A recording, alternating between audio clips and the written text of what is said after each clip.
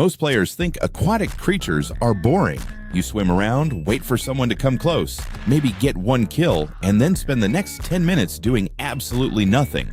But that's only true if you're playing them like every other class. Aquatics are not land creatures that happen to live in water. They're predators that control an entirely different battlefield. And once you understand that, you'll realize something important. The ocean isn't where you survive, it's where you win.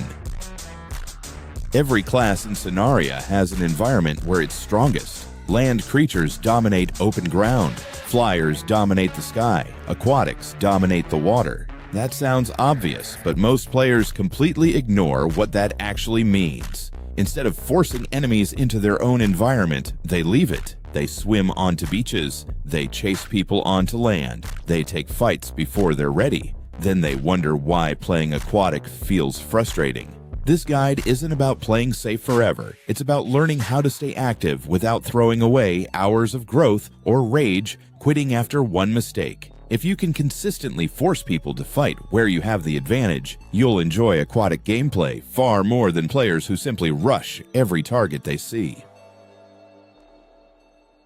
This is probably the biggest mistake I see, trying to become active before adulthood. I understand why people do it. You're bored. You finally found someone. You want something to happen, but juveniles and adolescents simply don't have the stats to force fights consistently.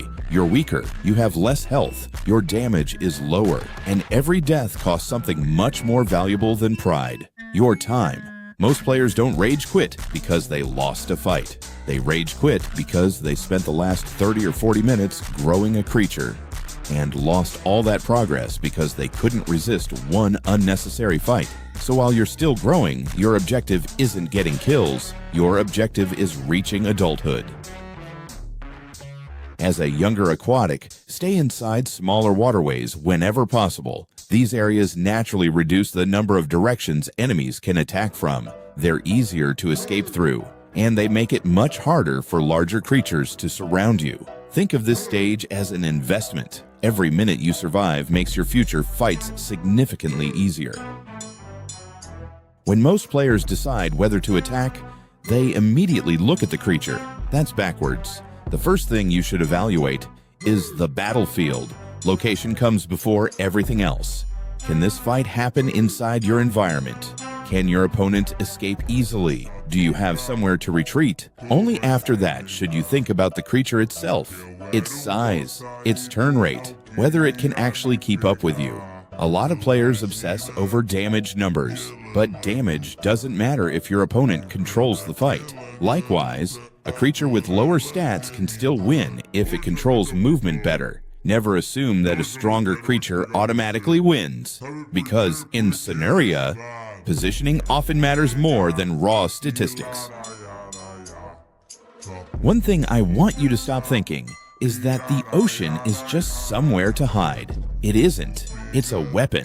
The water changes almost every fight in the game. The moment a land creature commits too far into it, their advantage begins disappearing, and yours begins growing.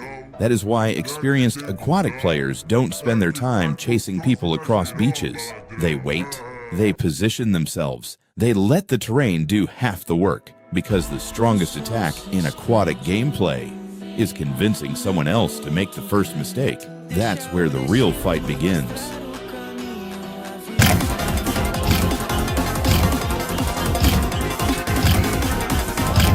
Most players think an aquatic's job is to chase. It isn't. Your job is to make other players chase you.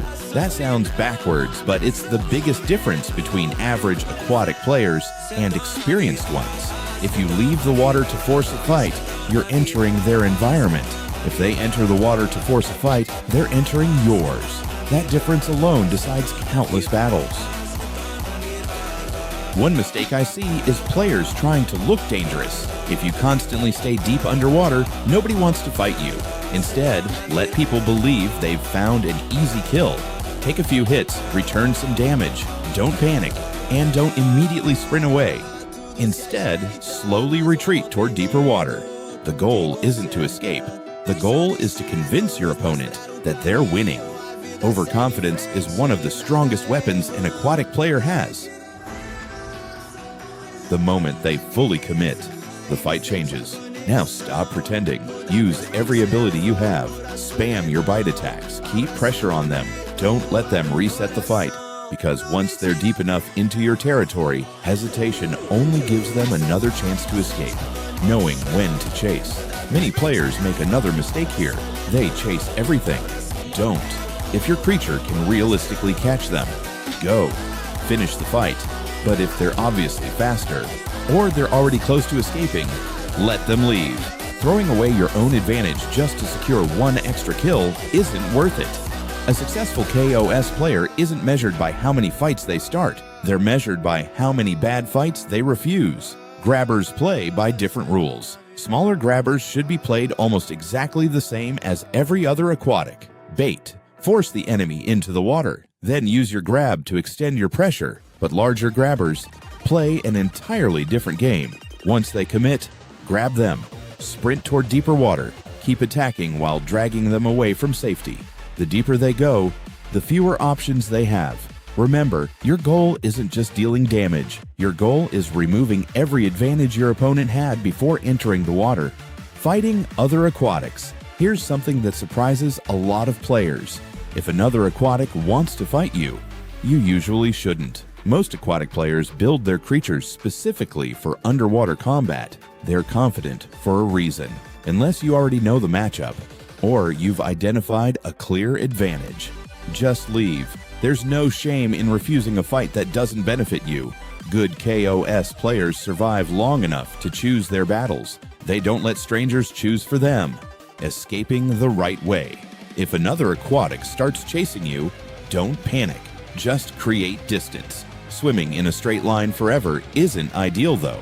If you have enough space above you, breach the surface. Jump out of the water. Then dive back in. Changing planes like this makes your movement less predictable and can throw off players who are trying to stay directly behind you. If your creature has agile swimmer, make use of water hopping whenever possible. Every bit of distance matters. Sometimes, if you have enough room, a sudden turn into your opponent's path can also disrupt their chase. Don't force it. Use it only when you know you have space to recover. Survival comes first. Use the entire ocean. One of the biggest wasted advantages in aquatic combat is the ocean itself. Too many players fight on one level, either hugging the floor or staying at the surface. The ocean gives you something no other environment has. 3 dimensions. Use them. Fight high. Fight low. Fight in the middle. Constantly change your depth. Force your opponent to adjust while you stay comfortable. The more predictable your movement becomes, the easier you are to hit. Moisture semi-aquatics. Moisture semi-aquatics follow the same philosophy, but they have one extra responsibility: your moisture. Don't treat water like an emergency resource. Treat it like home. Fight from it. Return to it. Control the area around it. And once your moisture reaches around 1/3, head back immediately. Don't try to squeeze in one more fight. Don't chase one more target, because the fight you lose is usually the one you started after ignoring your own resource bar. Moisture isn't something you check after combat. It's something you manage during combat. By now, you've probably noticed something. Almost nothing we've talked about has been about damage, or health, or what creature is overpowered, because that's not what separates a good aquatic player from everyone else. The biggest difference is decision-making. The real reason people fail: most aquatic players don't lose because they picked a weak creature. They lose because they fight at the wrong time, against the wrong target, in the wrong place. Then they blame the creature instead of the decision. Every fight should start with 3 questions. Where is this fight happening? Can I actually control it? Does my opponent have to play by my rules? If the answer to those questions is no, why are you fighting? Stop playing for one. Kill 1 kill isn't worth losing your creature. 1 fight isn't worth throwing away your advantage. 1 mistake isn't worth 30 minutes of growth. The best KOS players aren't the ones with the most confidence. They're the ones with the most discipline. Sometimes the smartest play is letting someone live. Not because you can't kill them, because trying to kill them would force you into a worse position. Patience isn't passive. Patience is control. Why players rage? Quit, let's be honest. Almost everyone has felt it. You spend half an hour growing a creature. You finally become an adult. You start looking for fights, and then everything disappears because of one bad decision. That's when most players close the game. Not because they lost, because they feel like all that time was wasted.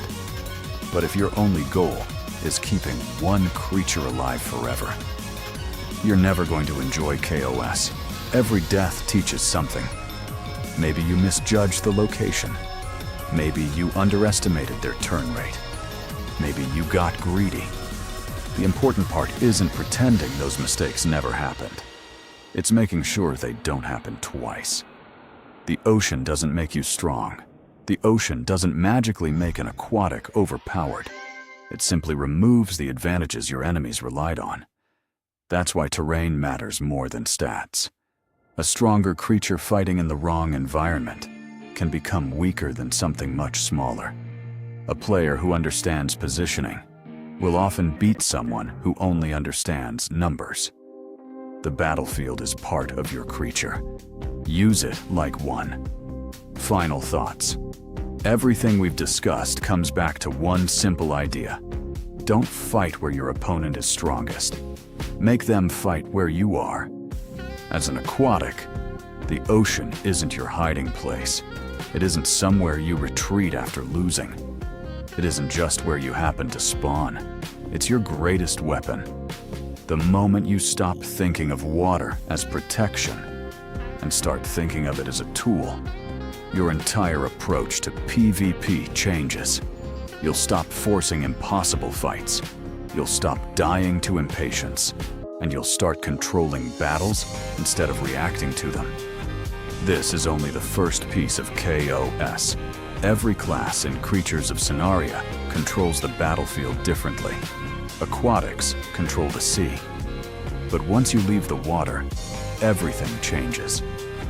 In the next part, we'll look at land creatures and land-focused semi-aquatics, where positioning, pressure, and terrain become a completely different game.